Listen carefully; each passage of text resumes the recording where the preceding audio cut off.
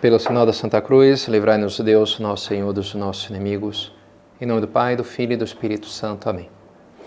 Meu Senhor e meu Deus, creio firmemente que estais aqui, que me vês, que me ouves. Adoro-te com profunda reverência. Peço-te perdão dos meus pecados e graça para fazer com fruto este tempo de oração. Minha Mãe Imaculada, São José, meu Pai, Senhor, meu anjo da guarda, intercedei por mim.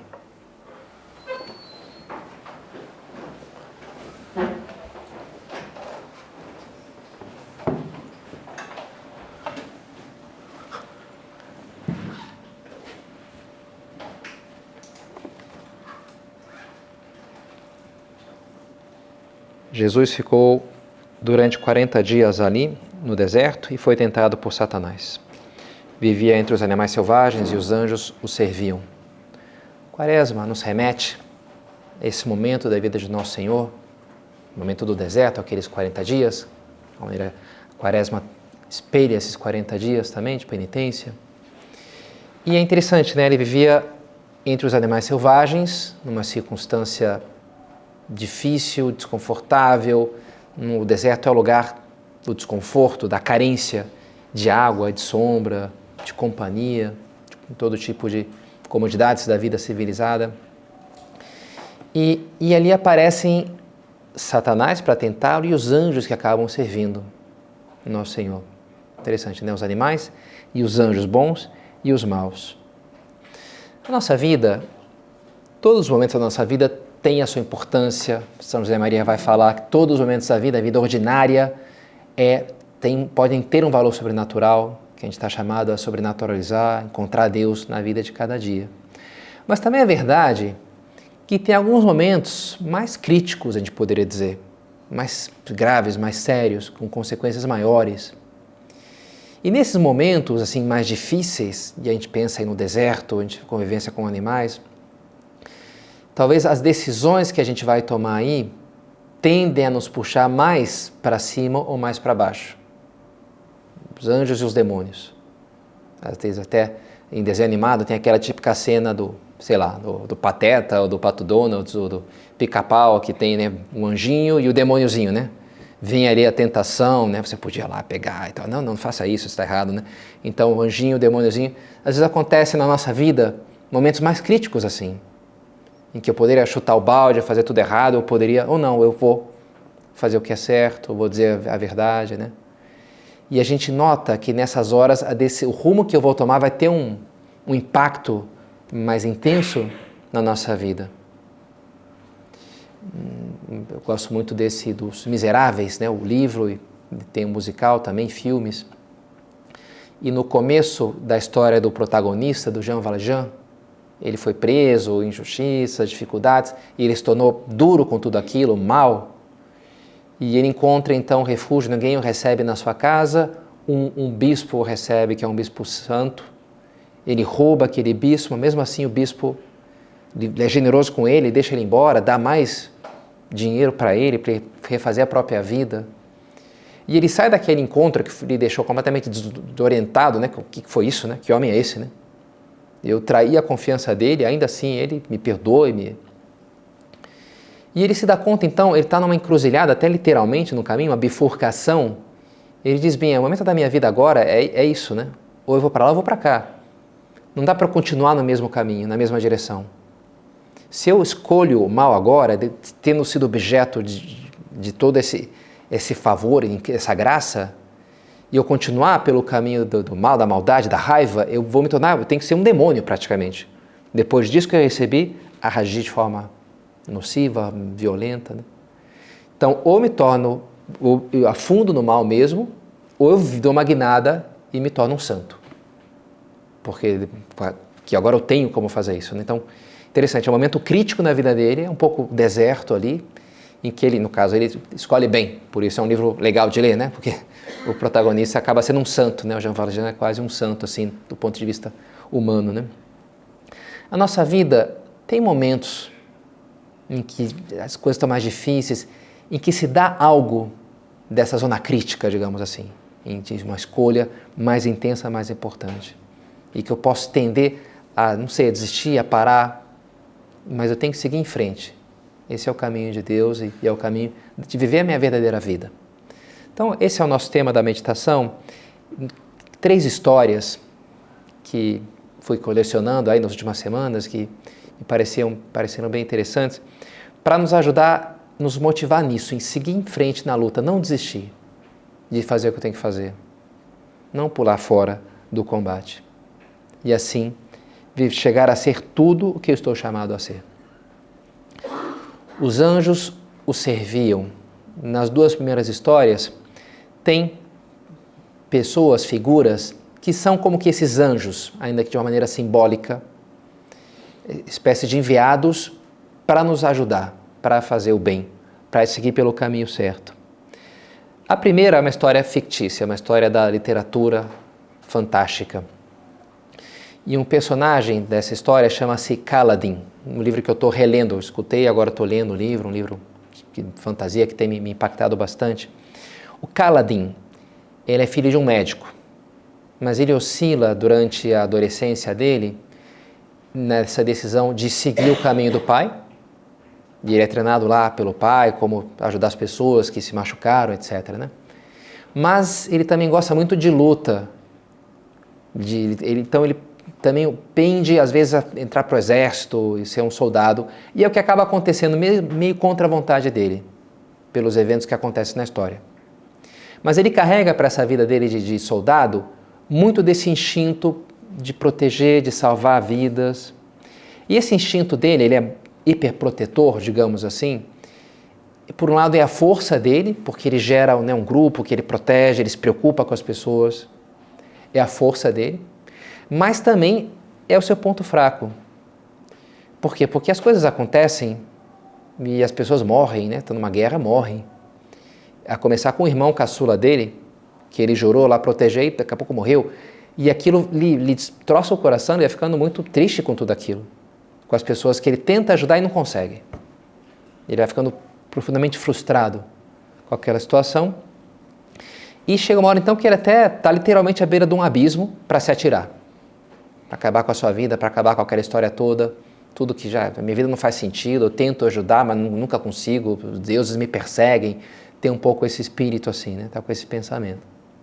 E quando ele está lá nesse momento crítico, então ele é meio que salvo por uma espécie de anjo da guarda, vamos colocar assim. Na verdade é um espírito do vento que toma a forma de uma mulherzinha azul, translúcida, é uma personagem bem divertida, bem simpática, mas que vai lá, de alguma maneira, interage com ele e resgata ele, anima ele a voltar a lutar. A não desistir da vida, não desistir da luta, que é a mesma coisa, né, quase. Nesse sentido, lembra o filme A Felicidade Não Se Compra, It's a Wonderful Life, né, que começa o cara justamente se atirando de uma ponte lá para se suicidar, porque... E aí vem o anjo da guarda que salva ele, né? Na história é o anjo da guarda lá que pula, tira ele da água, e aí começa toda a história do filme, de resgatar o sentido da vida dele, né? E é interessante isso daí, essa luta por seguir em frente, por voltar a acreditar, por voltar a lutar. Nesse caminho do Kaladin, voltando para o livro, ele se depara com um lema que me parece que me inspira bastante, dos antigos heróis, cujo o lema era assim: a vida antes da morte, a força antes da fraqueza, a jornada antes do destino. E eu acho muito inspirador isso daí, como que dizendo, a vida antes da morte, ou seja, uma hora eu vou morrer, todo mundo morre, é verdade, mas agora eu estou vivo, portanto eu posso agir, eu posso fazer, e é o que eu vou fazer, assim, né? Estou vivo, a vida antes da morte, a força antes da fraqueza. Ok, chega uma hora que todo mundo se esgota, né, as suas energias, e não tem limite, eu não consigo mais. Pode ser que uma hora eu chegue aí e caia, né, sei lá, esgotado. Mas enquanto eu tenho, né, um pouco de energia para fazer alguma coisa, eu vou gastar essa energia. Força, eu vou ser forte diante da fraqueza. A jornada antes do destino. Essa vida está cheia de problemas, e tem muitas coisas fora do lugar. O mundo deveria ser bem melhor, e será, né, diz a música, né? Mas então, enquanto não é, eu vou lutar para que seja, né? Eu tenho que percorrer um caminho para chegar lá, e eu vou dar o passo que eu tenho que dar agora, né? Eu vou fazer o que eu tenho que fazer. A jornada antes do destino. Se eu quero chegar lá agora, eu tenho que caminhar. Um dia, quem sabe, eu chego, mas ainda não cheguei. Agora é o momento da jornada, do caminhar, do seguir em frente. Então, me parece inspirador, eu uso até como jaculatória essas frases, lembra do fantasia? Esses dias tenho usado bastante, porque diante de uma situação que custa, você pode vir essa tendência, essa vontade de fugir. E há muitas maneiras de você fugir. Reclamar do mundo, das coisas, dos problemas, por que essa pessoa tinha que ser assim, por que tinha acontecido isso, né? Então, você diminuir o teu... porque aconteceu isso, então não vou mais, não sei, né? Viver aquele propósito que eu tinha me colocado. Então você arranja uma desculpa ali, no fundo você está fugindo, porque agora vai custar mais do que eu tinha pensado. Não é tão fácil como eu tinha imaginado, né? E nessas horas, a mim me ajuda, e acho que pode ajudar vocês também, pensar, não, eu ainda posso continuar, eu ainda posso seguir em frente, ainda tenho energia, eu tenho que me fazer forte diante. Depois eu, quem sabe, posso morrer, mas agora eu estou vivo. E enquanto eu estou vivo, eu luto. Não vou desistir. E isso é o meu caminho agora, é seguir em frente, caminhar. A jornada antes do destino. Muito interessante, almoçando com um ex-militar da Marinha, anteontem, ele comentava da sua esposa, que é diretora de um novo colégio lá na cidade dele, e ela está sofrendo muita pressão do conselho, que é uma série de empresários ali super produtivos e eficazes, então cobram muito resultados e dão bronca, e ela está se sentindo meio oprimida. Será que eu consigo isso aqui? Acho que não... meio se aflita com toda aquela cobrança, né? E ele deu para ela, vou te dar o conselho, ele falou assim, que foi o conselho que me deram quando eu fiz o treino de operações especiais, comandos da Marinha. Falei, não, que vai dar para a esposa, isso eu achei curioso, né? Qual que é o conselho? Eu falei, olha, um veterano me deu esse conselho. Você vai entrar nesse treino, que é super difícil, né? Extenuante, e os treinadores, desde o momento 1, vão tentar te provar que você não presta, que você tem que pedir para sair, né? Você tem que ir embora, que você não é forte o suficiente, né? O tempo inteiro é assim. E uma hora, quem sabe, eles vão até te convencer. Realmente, acho que eu não consigo, né? Não vou conseguir mesmo, então é melhor já. Mas sabe o que você tem que fazer nessa hora? Você tem que pensar, você não vai falar isso para ele, mas inteiramente você vai dizer isso para ele. Pode ser que eu não presto, pode ser que eu não sou forte o suficiente. Então me manda embora, porque eu não vou pedir para sair. Você vai ter que me mandar embora. Interessante, né? Enfrentar dessa maneira. Então me manda embora, mas eu não vou pedir para sair. E comentava, né, que passou no curso lá, entraram 100 candidatos, se formaram 11, e ele estava entre os 11, né? Um negócio puxado mesmo, né? E ele dizia, olha, muito raramente eles mandam embora alguém. É a pressão psicológica, né? Tem que ser muito tapado para ser mandado embora daquilo ali, né? O que você tem que fazer, tem que aguentar, entendeu? A pressão, é basicamente isso, né? E pensar dessa maneira me ajudou a aguentar a pressão. Então ele deu esse conselho para a esposa, sofrendo ali a pressão do conselho, do colégio novo. Olha, se quiser me manda embora, você pensa assim. Mas enquanto eu estiver aqui eu vou fazer o melhor que eu posso e bem, nem sei se esse melhor vai te agradar ou não, já é outra história. Se for preciso me manda embora, mas eu vou estar aqui, vou fazer o que eu tenho que fazer e pronto, né? Não vou ficar paralisado. Interessante, achei um bom conselho, né? Vou fazer. Enquanto eu tenho, vou seguir em frente. Me fazer forte diante da minha fraqueza, diante dos obstáculos, né? É preciso ter força, é preciso ter raça, é preciso ter gana sempre, diz aquela música, né? E traz, né, essa coisa, sei lá, de soldado, de comando, de exército. Para a realidade, isso é para Maria, né, uma mulher normal, né, da vida, e a vida exige isso, né? Exige de algumas pessoas especialmente, mas de todos nós. Precisamos ter força, raça, gana, é preciso aguentar o tranco, né? É preciso seguir em frente e não dar um chinique, sei lá, como se resolvesse, né? Então tá tudo errado, por que tinha que ser assim? Não, enfrenta a questão, te faz forte. Vive. Será que eu estou sendo essa pessoa? A gente tem exemplo à nossa volta de pessoas que são verdadeiras guerreiras, não é verdade? De pessoas que cumprem o seu dever, que têm, às vezes, uma vida muito mais difícil que a nossa e se levantam cada dia, enfrentam os problemas, se fazem fortes. São heróis, heróis. Como nós temos que ser. Será que eu estou sendo um herói que precisa a minha família, que precisa o mundo, que Deus precisa que eu seja, né? Estou tendo a força que eu preciso ter para enfrentar as coisas. Uma segunda história me contou mês passado, não, agora já mudou o mês hoje, né? Então é o mês retrasado, na verdade. estava, né, com uma pessoa, e falou, né, do seu pai, uma história do seu pai que eu achei muito comovente. O pai dele era um professor de engenharia, que já faleceu, eu conheci, até atendi ele recém-ordenado, voltando ao Brasil. Uma época atendi ele as confissões dele, mas agora ele já faleceu. Então me contava esse meu amigo, estava ali comigo, que mexendo, organizando os papéis do seu pai, achou umas cartas que lhe chamaram bastante atenção. Uma troca de cartas com outro professor do Recife. O pai dele morava em São Paulo. Era professor da USP, me parece. E ele entrou em contato com esse professor de Recife, o filho entrou em contato com ele, por mais que também era um professor de engenharia, mas era muito mais novo do que o seu pai e, portanto, ainda estava vivo. Então mandou os e-mails lá e rapidamente eles entraram em contato e a gente resgatou essa história que o professor lá de Recife contou para ele. A história é que quando esse professor agora que está lá em Recife, ele era estudante de engenharia mecânica, ele é de João Pessoa na realidade, estava fazendo a graduação em João Pessoa, e ele pegou uma bolsa de iniciação científica, sabe essas bolsas, né, da graduação. E ele ajudava então o orientador dele, que era um professor, e ajudava num projeto de um doutorando, um projeto bacana lá, né? Ele era o bagrinho, né, o estagiário lá que fazia as coisas mais simples. Mas, uma hora o professor e o doutorando estavam na França. Ia acontecer um congresso da Associação Brasileira de Metais. Eles iam falar sobre Metallica, Sepultura, Iron Maiden. Não, né? Não são esses metais, né? Outros metais, né? Não heavy metal, da metalurgia. Então mandaram o bagrinho, né? O típico, né? Falar do projeto. Só que ele chegou lá, era no Rio de Janeiro, veio lá, né? Da Paraíba, então um bando de professor super graduado ali, né? E ele foi apresentar o trabalho dele, apresentou, melhor que ele depois se preparou para aquilo. Mas no final da apresentação, veio um professor com uma atitude um pouco assim arrogante, fez umas perguntas para ele que ele não tinha como, claramente não saberia responder, um aluno de graduação não tinha estudado aquelas coisas, né? E no final o professor concluiu dizendo, que os congressos tinham que ter uma restrição maior, né? Que era uma perda de tempo ficar permitindo esses aluninhos de graduação, um pouco mais ou menos assim, né? Esse clima. E aí o aluno saiu de lá todo, né? Sentindo um lixo, né? Coitado, né? Acho que eu realmente não presto para isso, vou largar esse negócio, né? E já, acho que não vou nem terminar o curso de engenharia, porque bem assim, down, né? Dá para imaginar, né?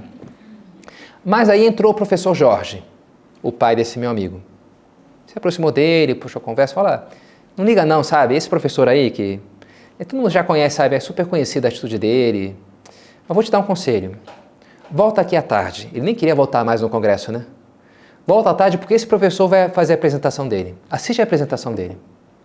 Assiste e faz a única pergunta que você pode fazer para ele. Uma coisa meio enigmática assim, né?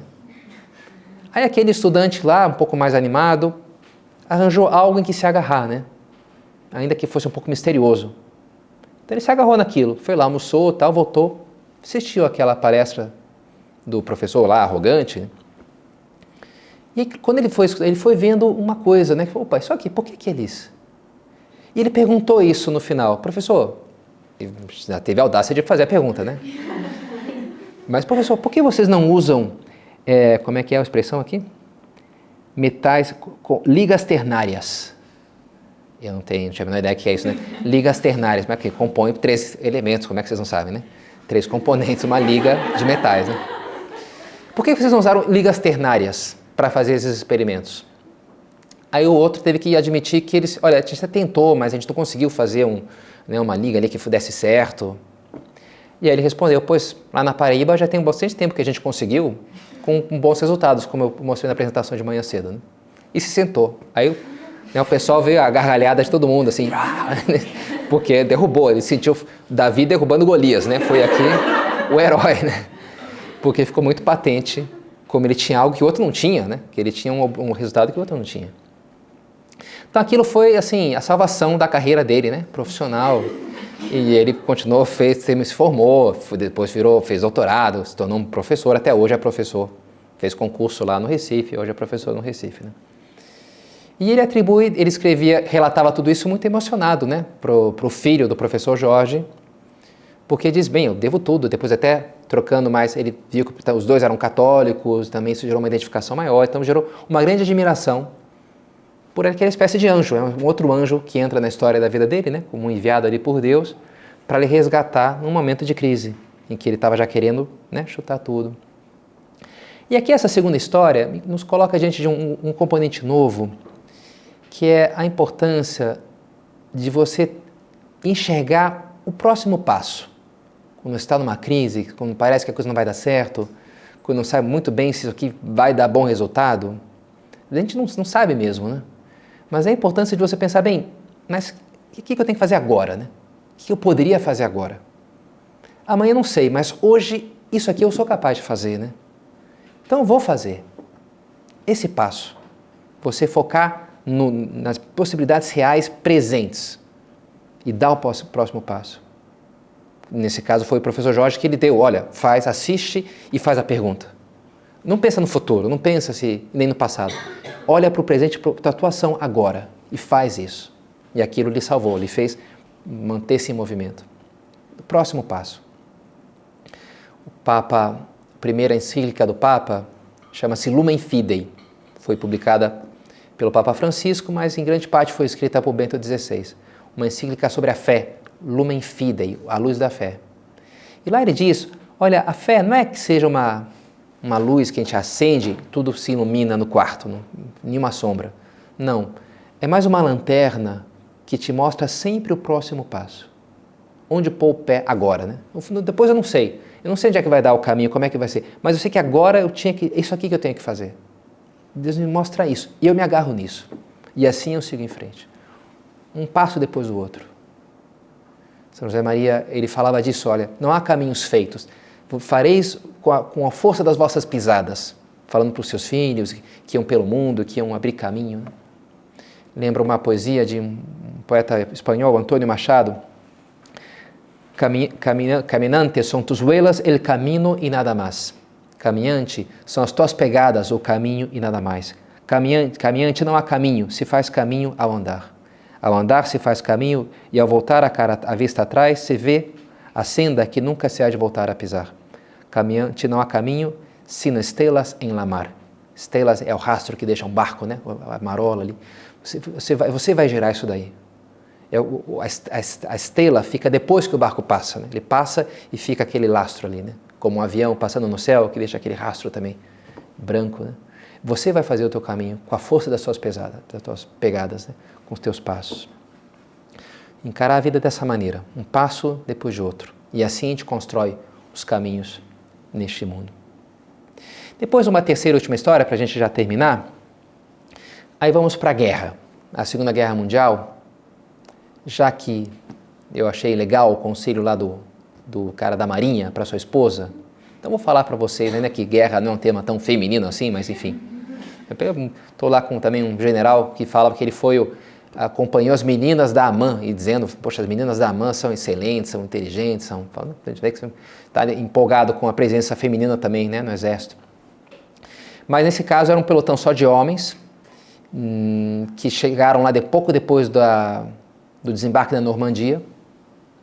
Era um pelotão de inteligência e reconhecimento, portanto não era um pelotão previsto para entrar em combate, mas com a falta de braços acabaram sendo jogados ali no avanço aliado rumo à Alemanha. E aí se enfrentaram com a chamada Batalha das Ardenas, que se ocorreu devido à contraofensiva alemã, que foi como que a última cartada de Hitler. Os aliados estavam já resgatando a Europa, e Hitler juntou ali com seus generais 200 mil homens, um montão de tanques, e fez uma operação que por pouco não fez com que ele realmente ganhasse a guerra na Europa, né? Porque foi muito inusitado, foi super secreto, pegou os aliados completamente desprevenidos, a inteligência, a espionagem não conseguiu entender que aquilo ia de fato acontecer. E dentro dessa operação tinha uma tropa especial de paraquedistas que ia abrindo o caminho e que eles tinham uma missão concreta de chegar num ponto lá no mapa em 48 horas. Não sei se era uma ponte, um rio, uma cidade, alguma coisa, um ponto estratégico. Então, lá, olha, vocês são, né, a ponta da lança. Vocês têm que estar aqui, sim ou sim, em 48 horas. Então, não façam prisioneiros, não se enrolem com mais nada. Chega aqui em 48 horas. uma tropa da SS, super, assim, de elite, né? E esses foram na frente, foram, né, super. Mas eles se enfrentaram com o nosso pilotão, lá de inteligência e reconhecimento. Um pilotão que nunca tinha estado em batalha. O líder, acho que era um tenente, tinha só 20 anos, um rapazinho praticamente, né? Era o segundo mais jovem do pelotão, que também nunca tinha estado em batalha. E eles tinham só a missão de, olha, vocês fiquem aqui e resistam até o final, a todo custo. Guardem posição, a missão deles era guardar a posição.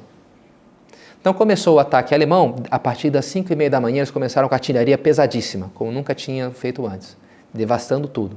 Das 5h30 até as 8. Aí às 8 as tropas, os paraquedistas começaram a avançar, caíram na frente e foram avançando. E se enfrentaram justamente com esse pilotão que resistiu. Uma vez recuaram, 2 vezes recuaram, 4 vezes. Até que chegou uma hora já no meio da tarde, às 4 da tarde, o tenente americano falou, olha, quem quiser ir embora, vai embora, porque já quase não tinham munição, isso aqui, eles são milhares de pessoas aqui, é impossível a gente aguentar por muito tempo mais. Então aquilo parecia uma coisa meio suicida, né? Que não fazia muito sentido. Bem, vamos embora, a gente depois... Mas todos resolveram ficar. Como ele, você pode ir embora, mas eu vou ficar, falou assim o tenente. E esse é um líder, né? Então, não, se você fica, eu fico também.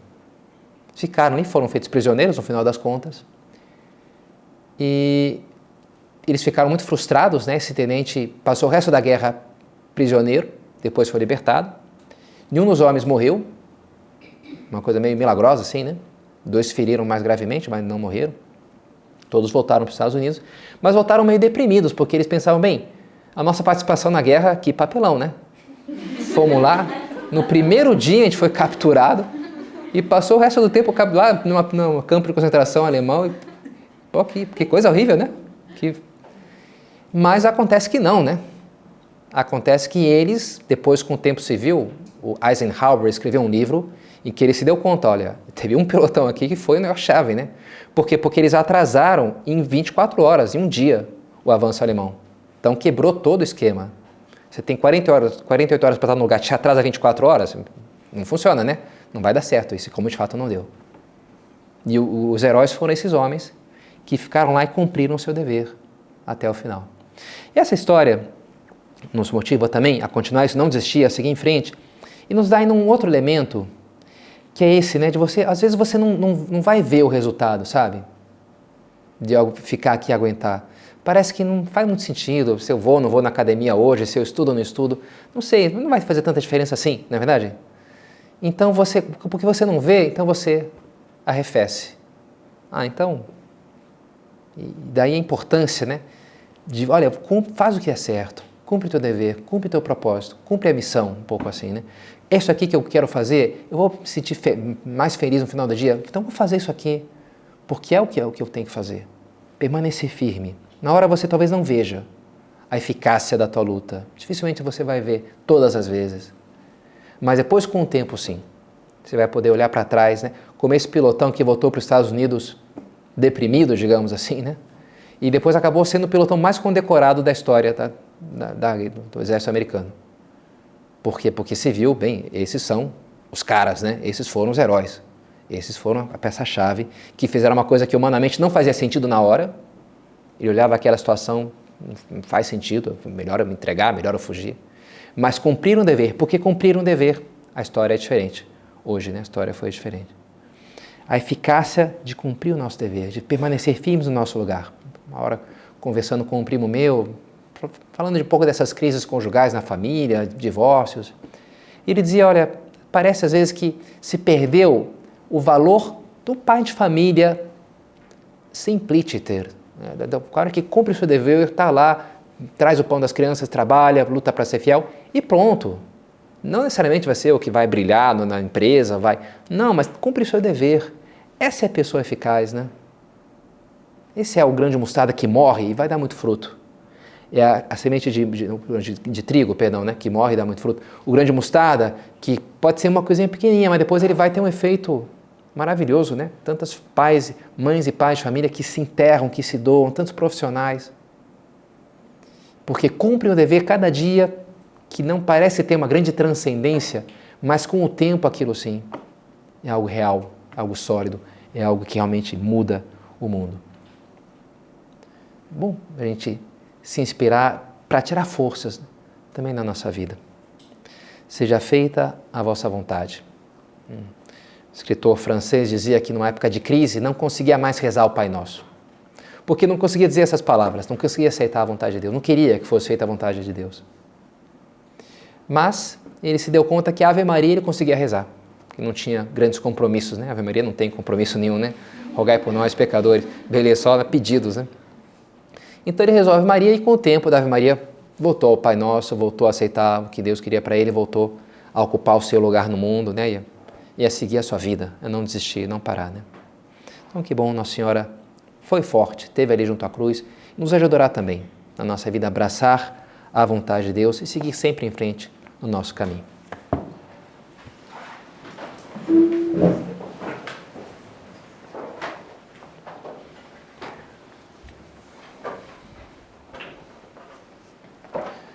Dou-te graças, meu Deus, pelos bons propósitos, afetos e inspirações que me comunicaste nessa meditação. Peço-te ajuda para os pôr em prática.